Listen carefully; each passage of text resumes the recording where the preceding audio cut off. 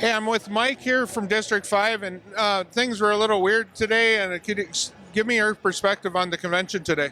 Well, the convention kind of turned out the way that we expected. We expected coming in that we weren't going to be allowed to do really anything from the floor, and that's exactly what happened. And so, we had some things that we tried to do to try to move that along. We really just wanted the delegates to be heard. We brought together over 2,300 people today to have a voice in the Republican Party and to show the state the direction the Republican Party wants to take. Unfortunately, we didn't hear any of that from the delegates. We heard from the stage. There, at the beginning, it took a long time to even get the chairperson elected. Today, at the end, most people just kind of walked out. What's that all about? Well, at the beginning, there was a few different things going on. Number one, it's unprecedented to have these number of people. I mean, that's an organizational problem, but they also knew how many in the state leadership. So, we would have liked to seen it run a little more smoothly. I don't fault them that much for that. That stuff happens. We did have a vote for chair for the convention.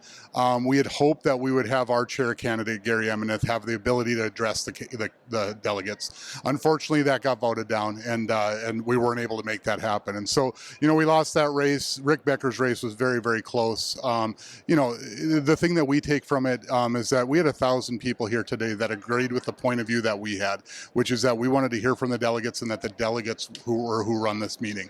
Unfortunately, that wasn't quite enough for the majority today, but there's 2 years from now, there's more that we can do.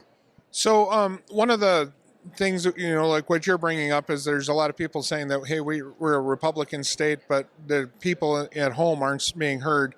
Talk a little bit more about that. Well, I think we are a Republican state. The legislature is 7-1 Republican, but at the same time, the people of the state need to have their say. And so the way that you do that is you get involved in your local district. Your local district elects delegates to come to the state convention. Again, over 2,300 delegates here today.